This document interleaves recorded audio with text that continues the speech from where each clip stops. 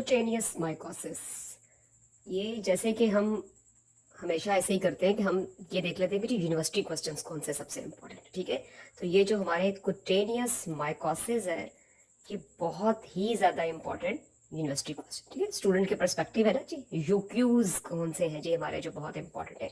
So one of the most important question from the portion of mycology, ठीक है। Microbiology के section में mycology में से आपको SCQ आना ही आना है और ऑब्वियसली MCQs भी आने, ठीक है। ये आपके टॉस पे है। So cutaneous mycosis, so the cutaneous mycosis में सबसे फिर इंपॉर्टेंट क्या है, dermatophytes. The most important cutaneous mycosis are dermatophytes, ठीक है। अच्छा, इनके 3-4 किस्म के नाम है अब डर्मेटोफाइट्स के। Cutaneous mycosis, the most important ones are the dermatophytes. And what are the cutaneous mycosis and why we call them cutaneous mycosis? They only affect skin, hair and nails, ठीक है। The keratinized tissue, they only affect the keratinized tissues, ठीक है। तो आप हम सबको पता है कि जो हमारे स्किन की, हेयर की और नेल्स की जो हमारी एपिथेलियम है, इट इज द क्रेटिनाइज्ड एपिथेलियम। तो it can only affect these areas, ठीक है। स्किन पे इफेक्ट होगा, हेयर पे होगा और नेल्स पे होगा। अच्छा, the cutaneous mycosis, the portion dermatophytes also has various other names. They are also called tinea infections, ठीक है। They are also called tinea infections. और प्लीज इनको टीनिया जो टेप वर्म्स हैं, टीनिया सेजिनेटा और टीनिया सोलियम, उनके साथ mix नहीं करना। ये हरकत स्टूडेंट बहुत करते हैं प्रॉफ, ठीक है। वहां पे प्रोफेशनल एग्जाम का पेपर चेक करो जाके यूनिवर्सिटी में, तो वहां पे बेवकूफों की तरह लिखा होता है tinea solium, tinea saginata. Please, they are tapeworms. Here the tinea infections is another name for the dermatophytes which are the cutaneous mycosis, ठीक है। अच्छा, अब इनमें within this domain of the dermatophytes हमारा सबसे common एक यूक्यू होता है, what are the 3 genera of dermatophytes, ठीक है। What are the 3 genera of dermatophytes, ये क्वेश्चन हमेशा होता है। इनके नाम आपको आने चाहिए। दे आर द एपिडर्मोफाइट्रॉन, मुश्किल नाम है पर कोई नहीं, जिंदगी मुश्किल ही है, आसान कुछ नहीं होता। एपिडर्मोफाइट्रॉन, देन ट्राइकोफाइट्रॉन, ठीक है। एंड देन तीसरा नाम है microspore. So a very important university question that what are the 3 genera of dermatophytes? They are the epidermophyton, trichophyton and microsporum, ठीक है। अब ट्राइकोफाइट्रॉन के आगे आपकी बुक में जो मेडिकल माइक्रोबायोलॉजी की आपकी टेक्स्ट बुक है, ठीक है, उसमें आगे बहुत अजीबोगरीब किस्म के नाम लिखे हुए हैं, तो ऑब्वियसली आपको याद करने पड़ेंगे। दे आर दी ट्राइकोफाइट्रॉन शॉनलीनी, ठीक है। फिर एक है वहां पे ट्राइकोफाइट्रॉन ट्रांसोरेंस, फिर एक नाम है ट्राइकोफाइट्रॉन रुब्रम, ठीक है। और सबके सब ये जो इन्फेक्शंस करते हैं, these infections are commonly called tinea capitis, ठीक है। Now, what are the various clinical presentations? What are the various clinical presentations of these dermatophytes? They are described by this term tinea infections, ठीक है। वो कौन कौन सी है various different? Tinea capitis, ठीक है, Tinea carporus, नाम इनके लिख ले फिर आपको सब बताते हैं क्या क्या होते हैं। Tinea capitis, Tinea carporus, Tinea pedis, tinea cruris और टीनिया अंगुआ, ठीक है। अच्छा, अब यहाँ पे एक इंपॉर्टेंट बात कि प्रॉफ में जब आता है ना what are the various genera of dermatophytes, तो उसका आंसर होता है एपिडर्मोफाइट्रॉन, ट्राइकोफाइट्रॉन, माइक्रोस्पोरम। कभी कभी आ जाता है what are various types of dermatophytes, तो वो वेरियस टाइप्स भी यही होती हैं, epidermophyton, trichophyton and microsporum. Know the tinea capitis, tinea corporis, tinea pedis, tinea cruris, tinea unguium, they are also the various types, we are the various types of the clinical presentations, ठीक है। तो जो अक्लमंद student होता है ना, वो ये करता है कि अगर कुछ क्वेश्चन में कोई कंफ्यूजन हो ना, तो it's just a matter of seconds ठीक है, वो ये भी लिख देते हैं, ये भी लिख देते हैं। 3 जेनरा आए ना तो फिर तो कोई कंफ्यूजन नहीं है। They are the epidermophyton, trichophyton and microsporum. Tribes आए तो then you have to write this and you also have to write this. ठीक है, टीनिया कैपिटस नाम से ही है, कहाँ पे, आपकी सर की। ठीक है, टीनिया कैपिटस में there will be involvement of the scalp and hair.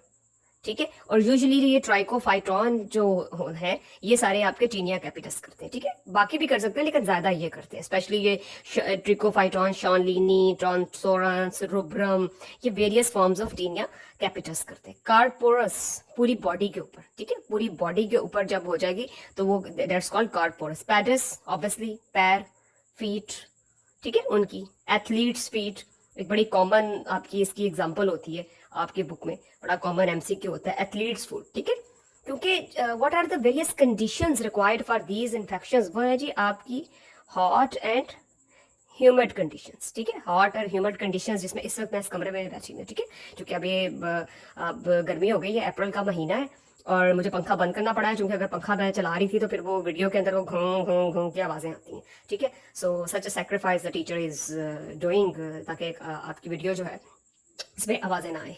तो हॉट एंड ह्यूमिड एनवायरनमेंट, ठीक है, तो जाहिर है जो एथलीट्स फुट हैं वो हर वक्त बेचारों के वो बूट जराबों में बंद रहते हैं। तो टीनिया पैडस, ठीक है, टीनिया क्रोरस, आपके जो इंग्वाइनल एरियाज के बॉडी फोल्ड्स हैं वहां पर tinea cruris, also called the jock's itch. ठीक है, जॉक्स एज ये भी कहते हैं इसको। और टीनिया अंगुअम, अंगुअम मीन्स नेल्स।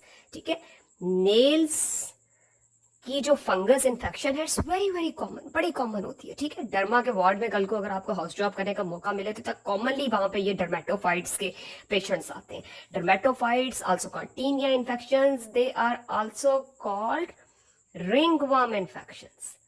ठीक है, they are also called ringworm infections. ये तीनों नाम सेम ही है। ठीक है, वो इंडिया के टीवी पर एक बड़ा अच्छा एड आता होता है, रिंग गार्ड, वो एक ट्यूब होती है, तो रिंग गार्ड का एक एड आता है। I will suggest you people कि आप लोग वो जरूर देखें रिंग गार्ड का एड, वो पे याद रहता है। टिपिकल इन्फेक्शन है, इट इज राउंडेड, ठीक है, ring form, that's what called the ringworm infection. And there are papules, there are papules in this ring form, and usually the area in between is usually clear, but this ring form border is inflamed and it contains papules and they are very itchy. ठीक है, ये usually ring worm होते हैं, आपकी body के ऊपर बहुत ज्यादा होते हैं। ठीक है, अच्छा, अब ये जो टीनिया अंगुअम है, it is specially the fungal infection of the nails. The nails, they will become brittle, they will become broken, they will become discolorized. ठीक है, तो ये इनकी कॉमन जो है प्रेजेंटेशन है। ठीक हो गया, we are talking about the cutaneous mycosis, dermatophytes, 3 genera, epidermophyton, trichophyton, microsporum. ठीक है, they usually affect the superficial keratinized tissue of, ये इस तरह याद रखते हैं हमेशा, स्किन, यहाँ पे बाल भी होते हैं ना, स्किन, हेयर, नेल्स, ये एग्जाम में अगर भूल जाए ना तो इस तरह हमेशा याद रखते हैं, स्किन, हेयर, नेल्स। ठीक है, they are also called the ringworm infection. और फिर ट्राइकोफाइटॉन के आगे डिफरेंट नेम्स हैं, ट्राइकोफाइटॉन, शॉनलिनी, ट्रांसोरेंस, रुब्रम। अच्छा, यहाँ पे एक इंपॉर्टेंट है कि जो एपिडर्मोफाइटॉन एंड ट्राइकोफाइटॉन है ना, the transmission is from humans to humans. ठीक है, ये ह्यूमन टू ह्यूमन इनकी ट्रांसमिशन होती है। सिर्फ जो माइक्रोस्पोरम है ना, ये एनिमल्स टू ह्यूमंस भी होता है। ठीक है, ये एनिमल्स टू ह्यूमंस भी है, मतलब आपके घर में कोई कुत्ते बिल्लियां आपने पाले हुए हैं ना, तो उनमें भी माइक्रोस्पोरम से डर्मेटोफाइट रिंगवर्म इन्फेक्शन हो सकती है और फिर उनसे ह्यूमंस को भी हो सकती है। ठीक है, हॉट ह्यूमिड एनवायरनमेंट के अंदर ये ज्यादा होती है, ये भी हमने बात कर ली। अच्छा, then talking about this tinea capitis, there are 2 conditions in this tinea capitis. The one is called favus and the other is called kerion. ये दोनों भी बहुत इंपॉर्टेंट होते हैं। ठीक है, जो फेवस होता है ना, इसमें क्रस्ट्स होती हैं, आपके स्कैल्प के ऊपर क्रस्ट्स बनी हुई होंगी, और जो कीरियन होती हैं इसमें उसके ऊपर इन्फ्लेम्ड पास्चुलर लियंस होंगी। ठीक है, there will be some inflamed pustular lesions in the kerion. और जो आपका फेवस है, फेवस में आपके क्रस्ट फॉर्म होते हैं, और ये ट्राइकोफाइटॉन स्पीशीज जो होती हैं, यूजुअली ट्राइकोफाइटॉन स्पीशीज जो है ये उनसे ये आपके फेवस और कीरियन होते हैं। अच्छा, फिर एक कंडीशन है एंडोथ्रिक्स। अब जाहिर है जब इतना ज्यादा इन्वॉल्वमेंट ऑफ द स्कैल्प होगी तो हेयर भी तो इन्वॉल्व होंगे। ठीक है, तो एंडोथ्रिक्स है कि ये अगर एक बाल है तो the inside of the shaft of the hair will also be affected by these trichophyton species, ठीक है। तो उसको फिर उस कंडीशन को कहते हैं एंडोथ्रिक्स। अगर बाल बाहर बाहर से इफेक्टेड होगा दैट्स कॉल्ड एक्सोथ्रिक्स, अंदर से होगा that's called endothrix. And usually the test for this is Wood's lamp test. कौन सा टेस्ट? Woods lamp test. ये एक वुड्स लैम्प होता है, वो बाल जो है ना वो पेशेंट का वो वहां से लेकर और उसको फिर एक कागज के अंदर आप फोल्ड करके तो लेबोरेटरी में भेजेंगे। तो वुड्स लैम्प में फ्लोरेसेंस लाइट होती है, तो उसमें वो आपका वो जो फ्लोरेसेंट लाइट से फिर आपको ये नजर आएगा, ठीक है, एंडोथ्रिक्स। अच्छा, ये हो गया। अच्छा, अब इसकी कॉमन डायग्नोसिस क्या है? सबसे कॉमन दो चीजें हमेशा जितनी भी फंगल इन्फेक्शंस होती हैं इनमें दो चीजें बड़ी इंपॉर्टेंट होती हैं। एक होती है जी 10% KOH। You will do the microscopy by putting the 10% KOH, ठीक है, ये बहुत इंपॉर्टेंट बात होती है। Microscopy by putting the 10% KOH on the slide on the specimen, और फिर इनका जो एगार होता है वो एक ही होता है, दैट इज कॉल्ड द सेबोरार्ड्स एगार, ठीक है। उसके अंदर स्पेशल इंग्रेडिएंट्स होते हैं कि जो बैक्टीरिया ग्रो नहीं करते, सिर्फ फंगस ग्रो करते हैं, और यूजुअली ये वीक्स में आता है, ठीक है, 1 वीक से 2 वीक आपको लगते हैं उसके ग्रोथ के लिए, ठीक है। अच्छा, स्पेसिमेंस क्या होंगे? स्पेसिमेंस अगर स्किन के ऊपर है तो वहां से आप यूं करके स्क्रैपिंग्स ले लेंगे। बीइंग अ डॉक्टर ये आपका काम है, ठीक है, आपको पता होना चाहिए कि किस तरह लेना है। अगर हेयर है तो उस वजह से हेयर लेके वो से ट्वीजर से वो आप भेज दें। अच्छा, नेल है तो वो जो इफेक्टेड पोर्शन है ना सिर्फ वो काट के आपने भेजना है, ठीक है। जितना अच्छा स्पेसिमेन होगा, एज अ डॉक्टर हमें पता होना चाहिए कि जितना अच्छा स्पेसिमेन होगा उतनी अच्छी डायग्नोसिस होती है। जब स्पेसिमेन ही ठीक नहीं होगा तो फिर लैब्स को तो इतराज करने का कोई तुक नहीं बनता ना, जो कि हमारे यहाँ बड़ा कॉमन है कि कहना है कि जी लैब्स गलत है, आपने स्पेसिमेन ही गलत सही नहीं लिया, ठीक है। तो वो जो नेल्स का आपने स्पेसिमेन लेना है तो उसमें एक बात बीइंग अ डॉक्टर आपने सारी जिंदगी याद रखनी है कि कोशिश करनी चाहिए हमेशा कि these स्पेसिमेन्स of the skin scrapings, ठीक है, बाल तो चलो काले होते हैं कोई इशू नहीं, the nail scrapings are the portion of the nail or the skin scrapings, try to fold them in a coloured paper.